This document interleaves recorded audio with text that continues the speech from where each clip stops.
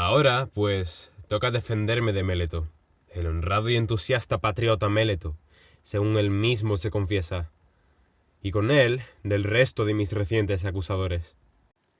Veamos cuál es la acusación jurada de estos, y ya es la segunda vez que nos la encontramos, y démosle un texto como la primera. El acta diría así: Sócrates es culpable de corromper a la juventud, de no reconocer a los dioses de la ciudad, y por el contrario, sostiene extrañas creencias y nuevas divinidades. La acusación es esta. Pasemos, pues, a examinar cada uno de los cargos. Se me acusa primeramente de que corrompo a la juventud. Yo afirmo, por el contrario, que el que delinque es el propio Meleto, al actuar tan a la ligera en asuntos tan graves como es convertir en reos a ciudadanos honrados, abriendo un proceso socapa de hombre de pro y simulando estar preocupado por problemas que jamás se le han preocupado. Y que esto sea así, voy a intentar hacéroslo ver.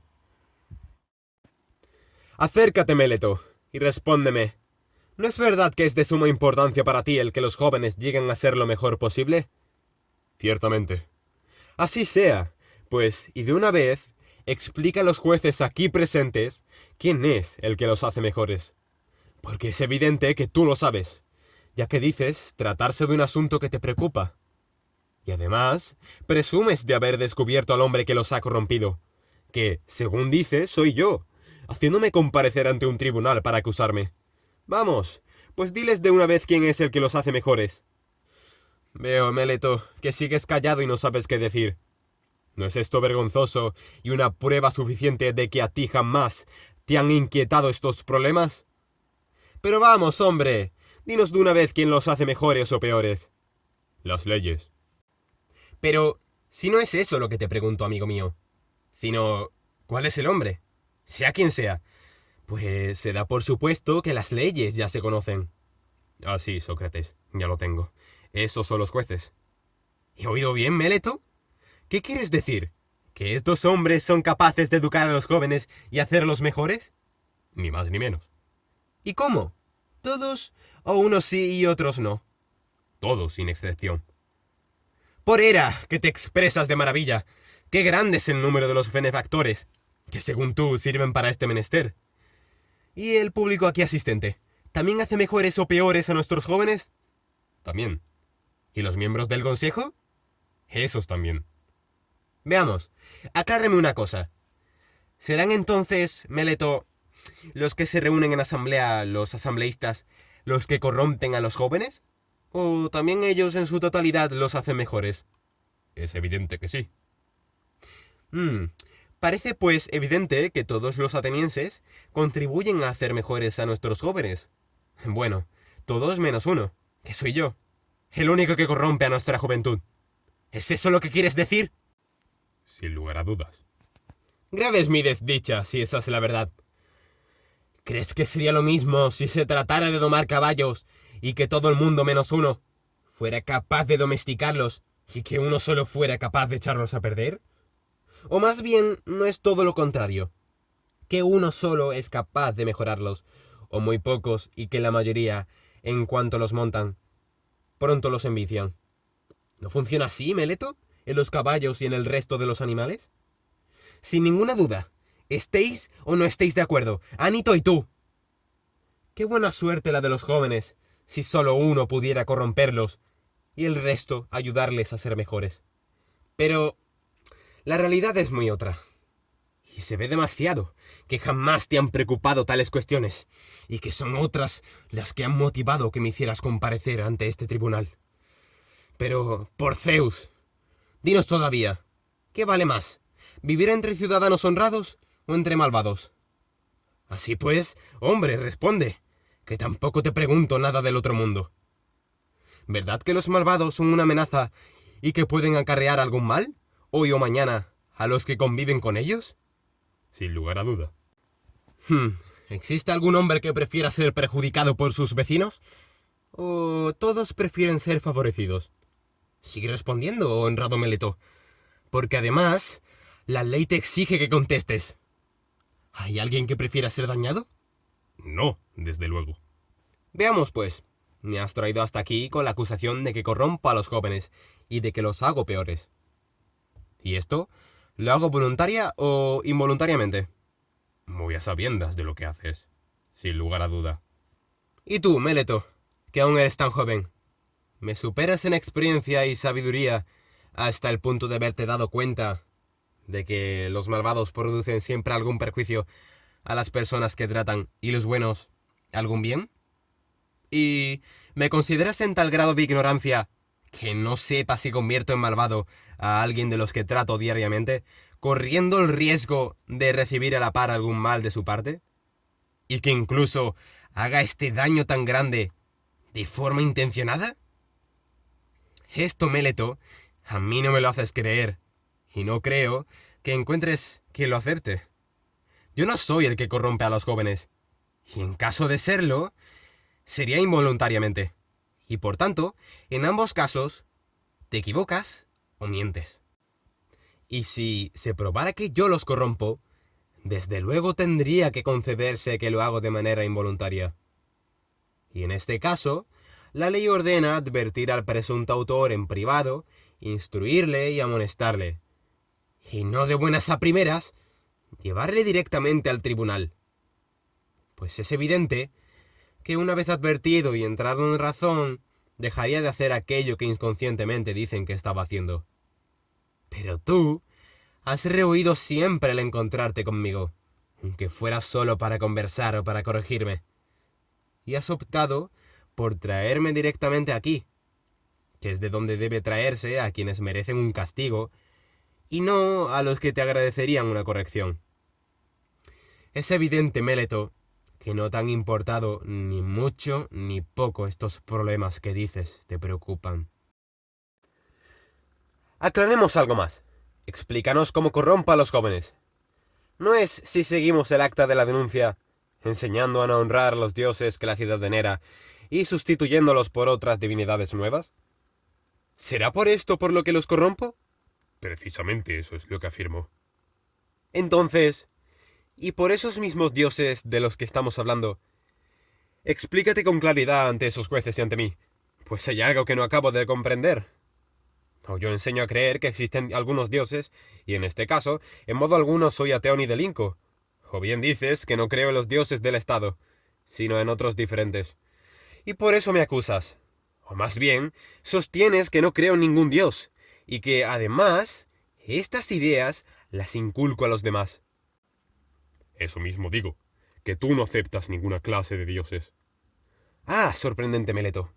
¿Para qué dices semejantes extravagancias? ¿O es que no considero dioses al sol y a la luna, como creen el resto de los hombres? Por Zeus. Sabed, oh jueces, lo que dice. El sol es una piedra y la luna es tierra. ¿Te crees que estás acusando a Anaxágoras, mi buen Meleto? ¿O desprecias a los presentes hasta el punto de considerarlos tan poco eruditos que ignoren los libros de Anaxágoras el Clazomenio, llenos de tales teorías? Y más aún, los jóvenes van a perder el tiempo escuchando de mi boca lo que pueden aprender por menos de un dracma comprándose estas obras en cualquiera de las tiendas que hay junto a la orquesta y poder reírse después de Sócrates, si éste pretendiera presentar como propias estas afirmaciones. Sobre todo, y además, siendo tan desatinadas. Pero por Júpiter, ¿tal impresión te he causado que crees que yo no admito los dioses? ¿Absolutamente ningún dios? Sí, y también por Zeus. Tú no crees en dios alguno. Increíble cosa la que dices, Meleto. Tan increíble que ni tú mismo acabas de creértela. Me estoy convenciendo, atenienses, de que este hombre es un insolente y un temerario, y que, en un arrebato de intemperancia propio de su juvenil irreflexión, ha presentado esta acusación. Se diría que nos está formulando un enigma para probarnos. A ver si este Sócrates tan listo y sabio se da cuenta de que le estoy tendiendo una trampa. Y no solo a él, sino también a todos los aquí presentes. Pues en su declaración, yo veo claramente que llega a contradecirse. Es como si dijera: Sócrates es culpable de no creer en los dioses, pero cree que los hay. Decidme, pues, si esto no parece una broma y de muy poca gracia. Examinad conmigo, atenienses, el por qué me dice esto. Tú, Meleto, responde, y a vosotros, como ya os llevo advirtiendo desde el principio, os ruego que prestéis atención, evitando cuchicheos porque sigue usando el tipo de discurso que es habitual en mí. ¿Hay algún hombre en el mundo, oh Meleto, que crea que existen cosas humanas, pero que no crea en la existencia de hombres o concretos? Que conteste de una vez y que deje de escabullirse refunfuñando. ¿Hay alguien que no crea en los caballos, pero sí que admita, por el contrario, la existencia de cualidades equinas? ¿O quien no crea en los flautistas, pero sí que haya un arte de tocar la flauta? No hay nadie, amigo mío. Y puesto que no quieres, o no sabes contestar, yo responderé por ti, y para el resto de la asamblea. ¿Admites o no, y contigo el resto, que puedan existir divinidades sin existir al mismo tiempo dioses y genios concretos? Imposible. ¡Qué gran favor me has hecho con tu respuesta, aunque haya sido arrancada a regañadientes! Con ella afirmas que yo creo en cualidades divinas, nuevas o viejas, y que enseño a creer en ellas, según tu declaración, sostenida con juramento. Luego, tendrás que aceptar que también creo en las divinidades concretas, ¿no es así? Puesto que callas, debo pensar que asientes. Y ahora prosigamos el razonamiento.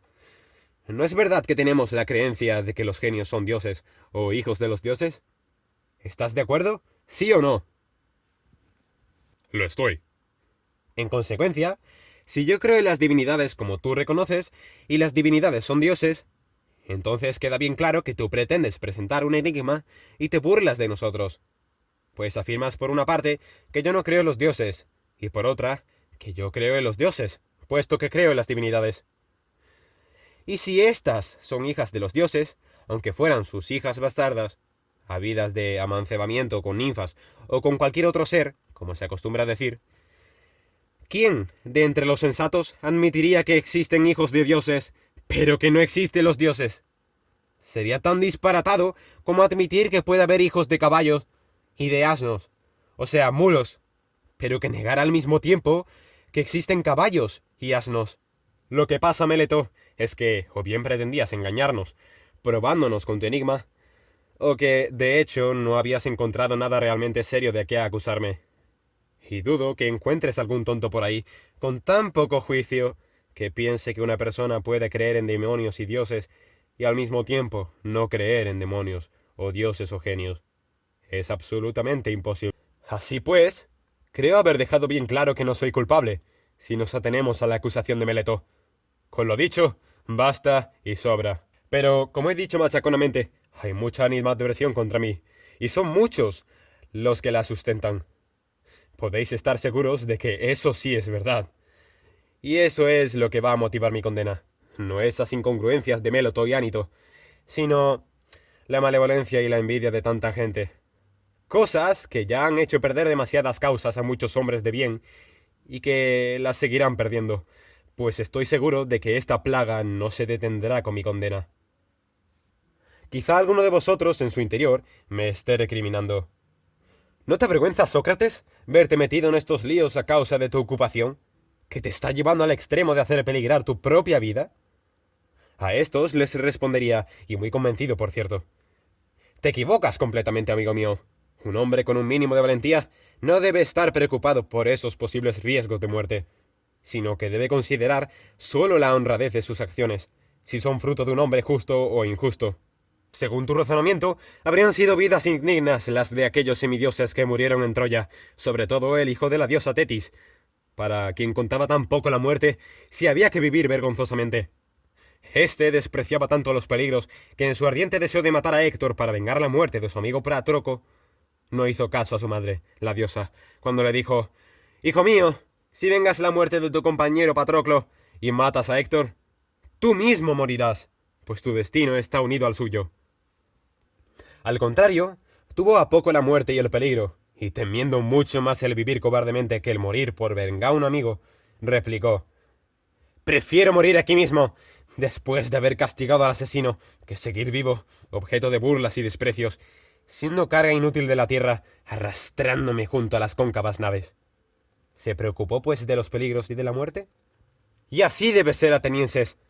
Quien ocupa un lugar de responsabilidad por creerse que es mejor, o bien porque allá le han colocado los que tienen autoridad, Debe mantenerse firme, resistiendo los peligros, sin tener en cuenta que para nada ni otro tipo de preocupaciones, excepto su propia honra. Así pues, vergonzosa y mucho peor sería mi conducta, si yo, que siempre permanecí en el puesto que mis jefes me asignaron, que afronté el riesgo de morir, como tantos otros hicieron, obedientes a los estrategas que vosotros elegisteis en las campañas de Potidea, Anfipoles y de Lión, ahora que estoy plenamente convencido de que es un dios el que me manda a vivir buscando la sabiduría, examinándome a mí mismo y a los demás, precisamente ahora, me hubiera dejado vencer por el miedo a la muerte o cualquier otra penuria, y hubiera desertado del puesto asignado. Sería sin discusión mucho más deshonroso, y con ello sí que me haría merecedor de que alguien me arrastrara ante los tribunales de justicia por no creer en los dioses, porque desobedecía al oráculo, por temer a la muerte y por creerme sabio sin serlo.